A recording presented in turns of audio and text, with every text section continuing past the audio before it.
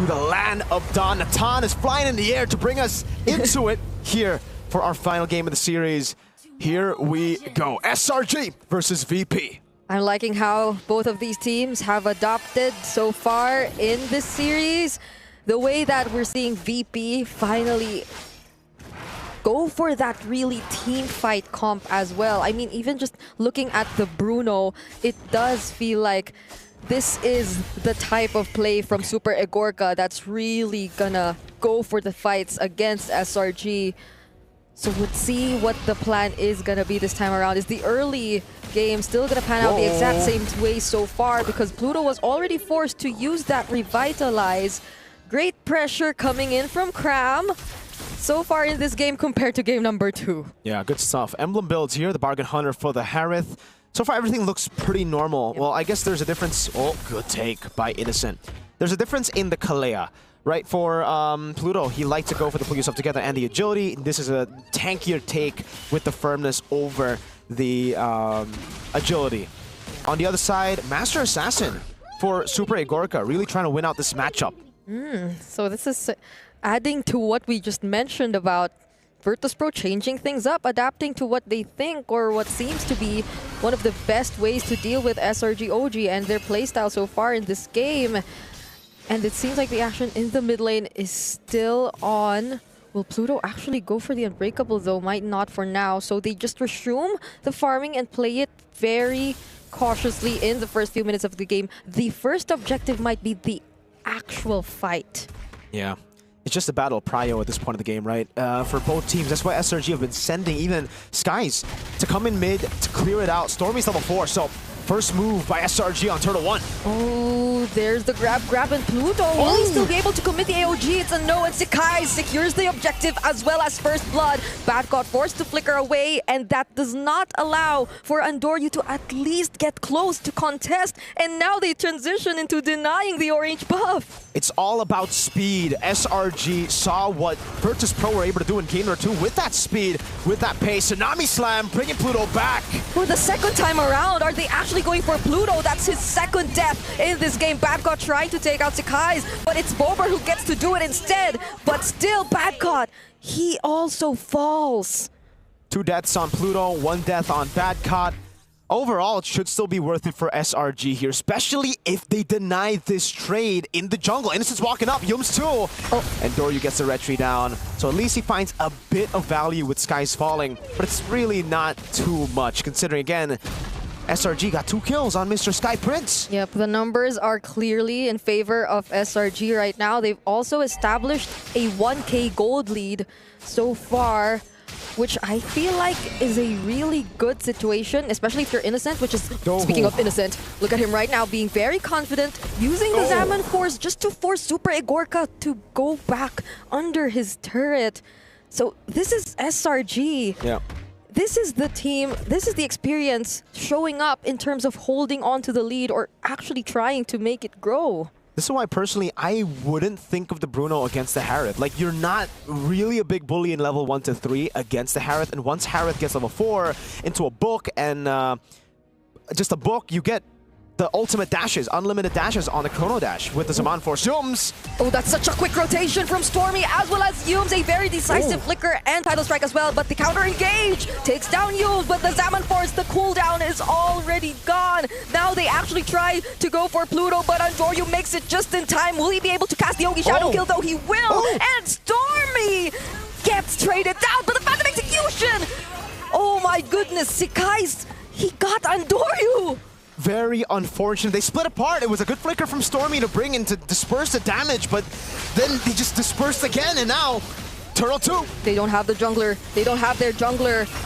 And still, Sakai's clearly will have the upper hand, the advantage in securing that objective. The pressure just, it's always in VP's side of the map. They're not letting go, especially with Cram, who's also able to rotate down bottom this early on.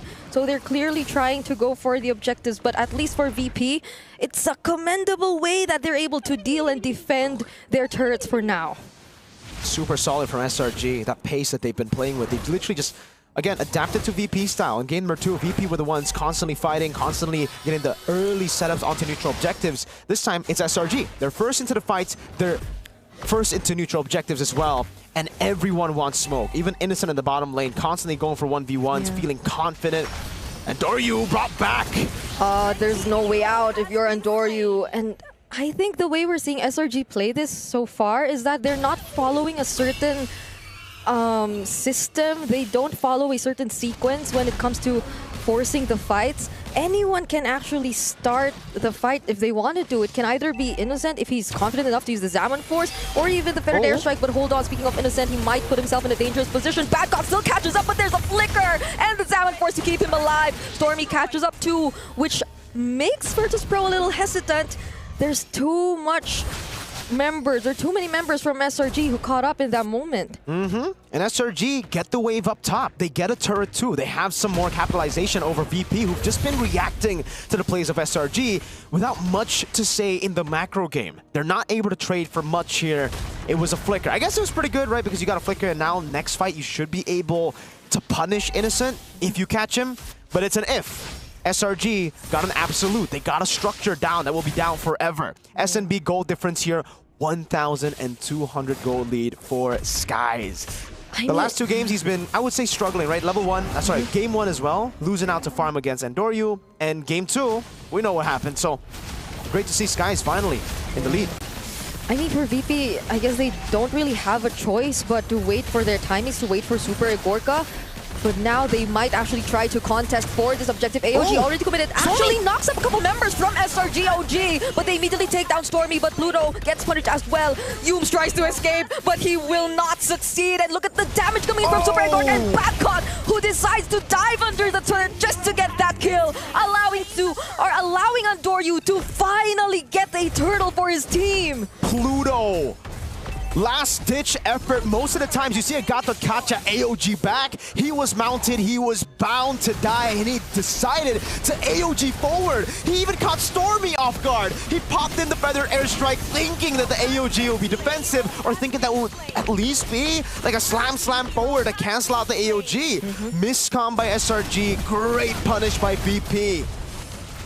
The team fight capabilities right now. And yeah, the flicker wasn't used. Not by Stormy. Yeah. But the teamfight capabilities of VP, they're becoming scary at this point. They've already somehow caught up. There's still a 1k gold lead for SRG, but this could have been way bigger if only they're able to keep the momentum in their hands. And as you've mentioned, even the leads between their junglers, somehow, someway, they're slowly catching up. 1,500 gold lead. That big lead that SRG have built up in the early stage of the game towards this point is gone. And VP, look at see the confidence in Andoryu. A Sky Piercer for the Hayabusa.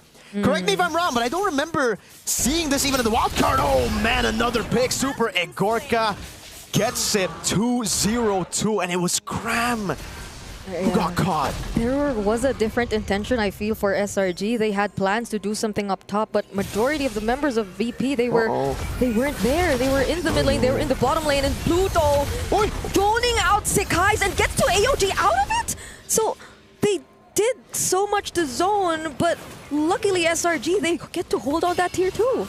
The lead is completely gone, and Andoryu still stolen away the purple buff.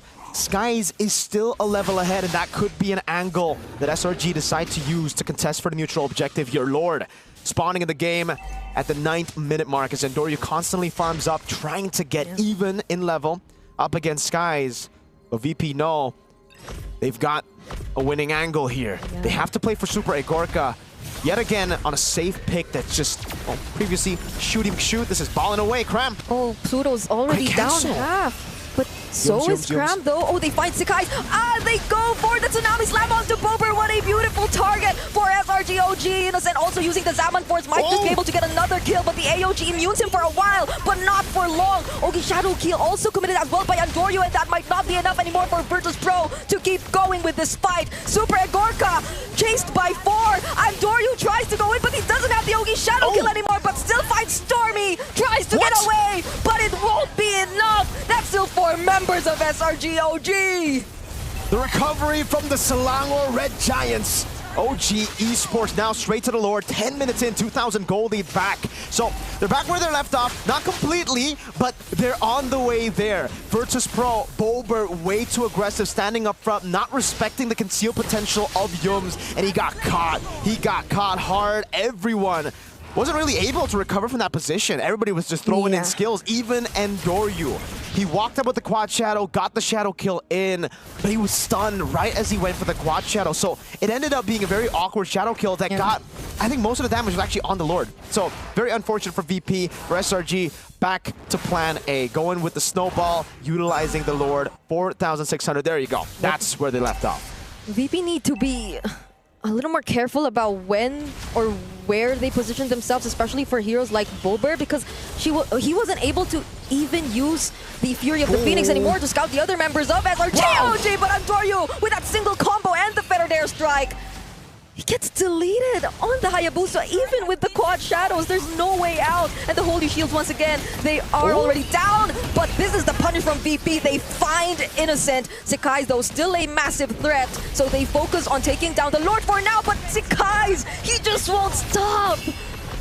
He will have to stop, though, now with the Holy Defense already taken down the Lord. Virtus.pro, what a crazy engage yet again by Pluto. He saw an angle for Innocent, went for the taunt, got the AOG. Now the airstrike used up. Pluto holding the line down. Bad God was only trying to zone to get some space, but he cannot do it alone anymore. Will Endoryu try to go for it again this time? Only shadow kill, but it splits between 3 members. Sekai also looking for another kill. Fortunately, there's a flicker for Bober, and now they disengage. But not for Endoryu. He still might want to go for it because the Fury of the Phoenix is committed. But the iframes, the Thord Rose, that was a close call for Sekai. And now Stormy fights Super Igorka. That's why you want Stormy on a carry pick, a flicker forward to punish an overextending Purify Super Igorka. Great moves by SRG, and yes, the reaction time locked in completely. Even though Skies was far away from what could have been a threat, he was locked in. He knew that was coming.